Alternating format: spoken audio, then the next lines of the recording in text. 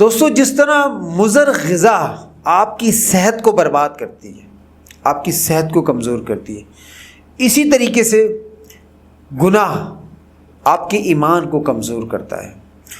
گناہ انسان کی زندگی کے اندر پشیمانی کو لے کے آتا ہے۔ انسان جب بھی گناہ کرتا ہے وہ اس گناہ کی وجہ سے پشیمان ہوتا ہے۔ جب انسان پشیمان ہوتا ہے تو اس کی زندگی کے اندر بے قراری پیدا ہوتی ہے، بے چینی پیدا ہوتی ہے۔ انسان اس بے قراری اور اس بے چینی سے اتنا آلودہ ہو جاتا ہے کہ وہ چاہتا ہے کہ اس کی زندگی کے اندر سکون آئے، وہ اس بے قراری سے بچے، اس پشیمانی سے بچے، مضطرب کیفیت سے بچے۔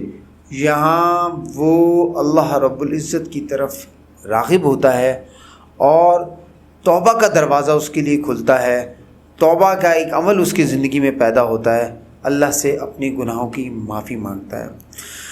دوستو، توبہ کو اگر آپ سمجھنے کی کوشش کریں تو توبہ کا مطلب بھی یہی ہے، اپنے کیے پر پشیمان ہونا۔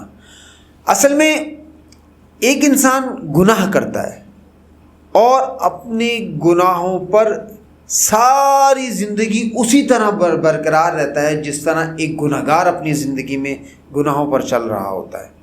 ایک انسان گناہ کرتا ہے اور وہ اس گناہ پر افسوس کرتا ہے، پشیمان ہوتا ہے، ندامت کا اظہار کرتا ہے۔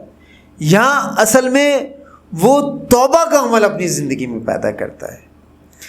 آپ، میں، ہر انسان کمزور ہے، خطا کار ہے، غلطی سرزد ہو جاتی ہے انسان سے۔ جب گناہ ہو جائے، غلطی ہو جائے، نافرمانی ہو جائے تو کبھی بھی اس نافرمانی، اس غلطی پہ کھڑے نہ رہا کریں، بلکہ عاجزی کا مظاہرہ کریں، اللہ کے سامنے جھکیں اور افسوس کا اظہار کریں اپنی نافرمانی پر۔ آپ اس نافرمانی پر اللہ کے ہاں گڑ گڑا کر یہ عہد کریں کہ آئندہ میں آپ کی نافرمانی نہیں کروں گا۔ یہاں انسان توبہ کا دروازہ اپنے لیے کھولتا ہے۔ انسان کو یہ چاہیے کہ وہ اس بات کو سمجھنے کی کوشش کرے کہ اصل توبہ یہ ہے، اپنے گناہوں پر افسوس کرنا، اپنے گناہوں پر پشیمان ہونا، پھر اقرار کرنا، پھر ترک کرنا، پھر واپس ان گناہوں کی طرف نہ پلٹنا۔ اصل توبہ یہ ہے۔